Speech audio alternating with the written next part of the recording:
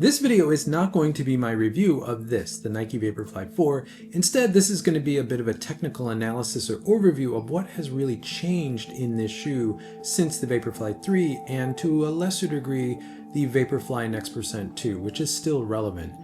I will say that this shoe sits really between the Next% 2 and the Vaporfly 3, though it is a little bit closer to the Next% 2, which I think will make a lot of people happy. The other reason I'm separating this video out from my review is that I don't want my review to be a 50-minute video.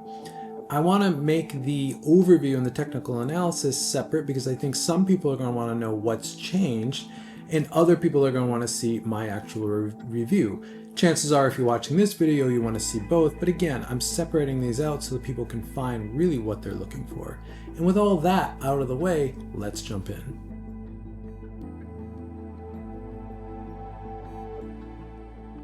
The first big change to this shoe that needs to be discussed is the fit overall, and a lot of that starts with this upper textile. This engineered mesh feels like a refinement on top of the material that was in the upper of the Vaporfly Next% 2. It's not the same textile, but it feels like they went back to this shoe and refined it even more.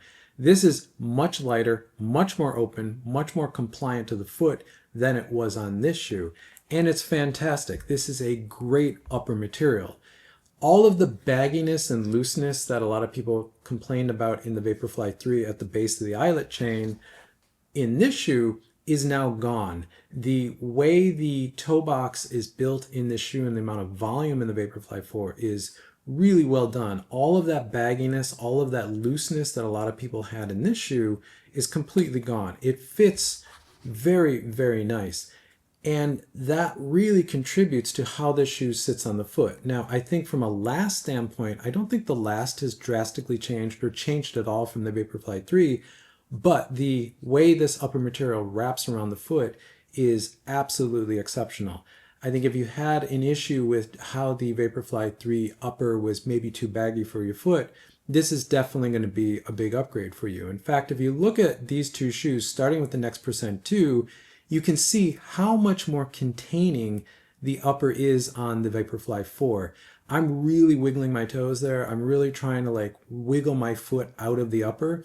And as you can see in the Next% 2, it will do that, but in the Vaporfly 4, it stays there pretty solid. And if we look at the Vaporfly 4 versus the Vaporfly 3, I'm doing the same thing here. I'm really wiggling my toes, really trying to break my forefoot free from the shoe. And as you can see, in the Vaporfly 3, that's really easy to do. I can really almost twist my foot in there, whereas in the Vaporfly 4, again, the upper is really containing my foot and really holding it down to the midsole.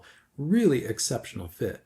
The other two big changes to this upper, which if you've ever run in a Vaporfly, you're going to know what I'm talking about, is the tongue.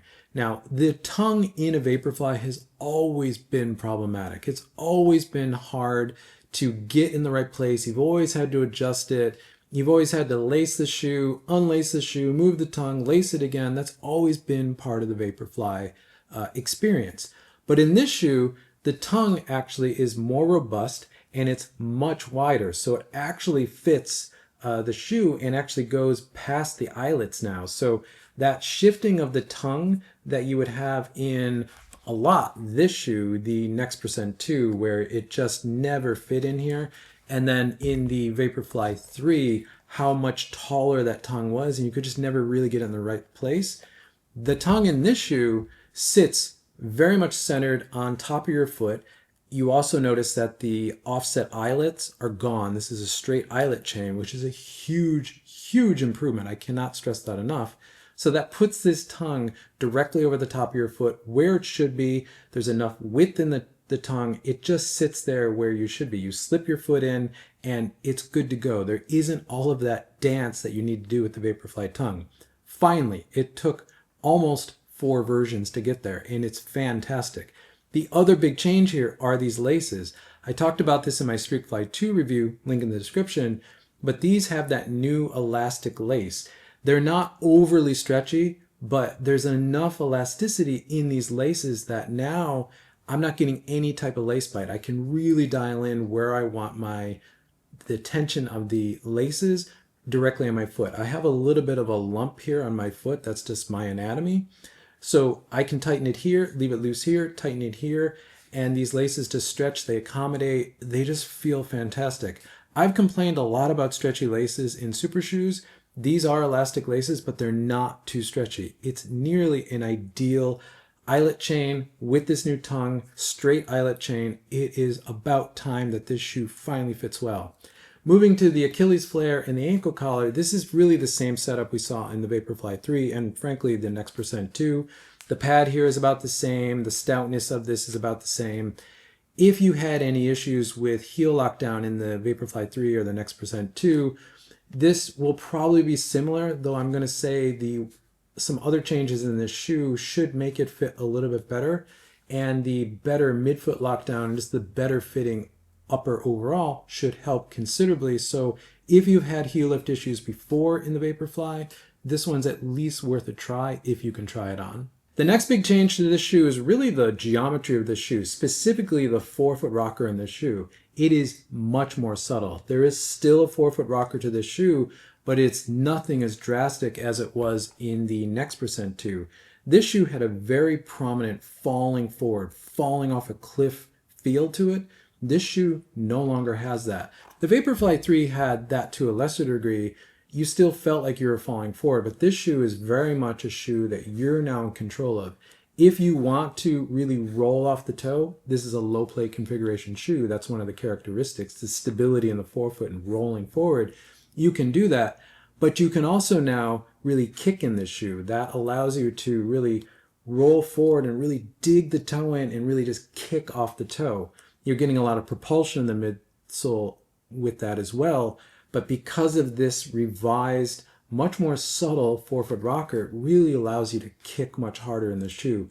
It's a really, really great feeling. And even if you look at the Vaporfly 4 compared to the Next Percent 2 and the Vaporfly 3, and I do this overlay, you can see that transition. You can see how much more extreme the rocker is in the Next Percent 2, and still in the Vaporfly 3, there is actually a little bit more rocker in the forefoot of this shoe.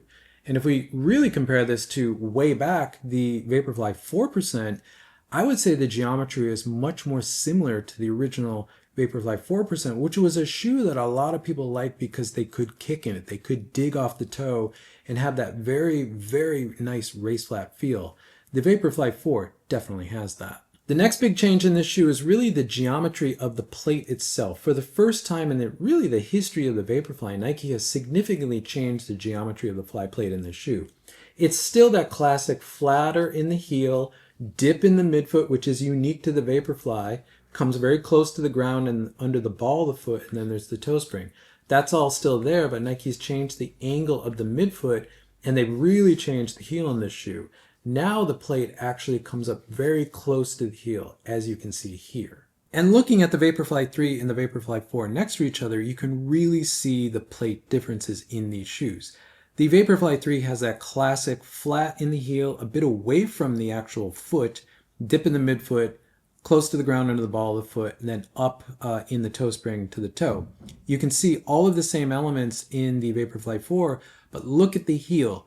Now the plate actually comes up and really rests directly under the heel. There's only a very small sliver of foam between your heel and the plate of the shoe. What that actually does is make the propulsion of the Vaporfly 4 a little bit different, a little bit more direct actually. In the Vaporfly 3, a lot of the propulsion from the midsole, what Nike calls the engine of the shoe, came from the midfoot and from the toe spring, whereas in the Vaporfly 4, you get a lot more from the midfoot. You still get that toe spring, but now you're getting a little bit from the heel. And that change is really what Nike's done here. They've said that they've adjusted the curvature of the plate, especially in the heel, to really engage the ankle, to engage the whole foot.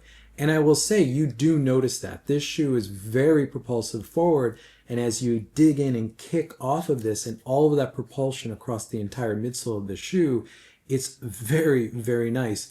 It's still very Vaporfly feel, but it's just even more propulsive than it was before without having to rely only on that falling forward, falling off a cliff feel from the forefoot rocker that was in the previous generations. And another big change that comes along with what I just described is the drop in this shoe. Now Nike adjusted the drop in the Vaporfly 4 to 6 mil, down from 8 mil. However, because the carbon fiber plate sits much higher under the heel in this shoe, that means there's less sink in the heel of the shoe. The drop in this shoe actually feels a true 6 mil. If anything, I would say it feels almost like 8 mil. This shoe does put you up on your toes in a way the Vaporfly should, and you're not getting a lot of that sink that you would especially feel in the Vaporfly 3, where the drop in that shoe could feel very, very low depending on how much weight you were putting in the heel. Now that the heel is supported in this shoe, the drop in this shoe I would say is a true 6, if anything, maybe closer to 8 in feel. Another big change to this shoe is the way the stack height in this shoe feels. On paper, at 35 mil in the heel, 29 mil in the forefoot, this shoe is lower than the Vaporfly 3 or really any previous Vaporfly. However, I'm going to say on foot, this shoe feels more substantial underfoot. It definitely feels more substantial than the Vaporfly 3. Technically, there's more foam in the forefoot of the shoe because Nike actually made the rubber outsole in the forefoot of the shoe much thinner, which allowed them to put a few more mil of foam in this shoe. This shoe has a outsole that's much more reminiscent of what was in the Vaporfly Next% 1 or 2. It's much thicker, so there's technically less foam in here. However, this shoe does feel a similar stack height to this shoe, but it feels more stable. It just feels like there's more shoe underfoot. You don't feel any less cushioning in this shoe. It feels more cushion than the Vaporfly Next% 1 or 2 when you're toeing off in this shoe, especially right here. That classic Nike feel of really having your toe on the ground when you're toeing off. It isn't as direct as it was in the Vaporfly 3. This shoe, because of that little tiny bit of foam that's under the big toe on the medial side of the shoe, could feel like your toe is directly on the ground when you're toeing off. There's much more foam under the big toe in this shoe, so you're not feeling the ground as much in this shoe. It still has that Nike feel, and if you don't know what I'm talking about, there'll be a link in the description to a video going into that, but it's not as minimal, I guess I would call it, when you're toeing off. Again, it allows you to really dig and kick off of the toe in this shoe. Overall, this shoe feels like there's more stack height than the Vaporfly 3, but it doesn't feel as soft. And I think that's a combination of the ZoomX foam that's in this shoe, but also the new geometry of the plate. This shoe overall feels closer to the Vaporfly Next% 2, where it's a little bit firmer, but you're still getting all of that cushioning that we got used to in the Vaporfly 3, but not in a wobbly, very unstable sense. And I think that's a huge change to the performance of this shoe. And lastly, the biggest change you're going to notice when you put this shoe on is that it feels incredibly more stable than the Vaporfly 3 did. Because of the added foam in this shoe could feel very kind of wobbly back and forth. These are still Vaporflies. The 4 is still a Vaporfly. These are still very narrow shoes. However, there is so much more stability in this shoe over the Vaporfly 3 and even the Vaporfly Next% 1 or 2.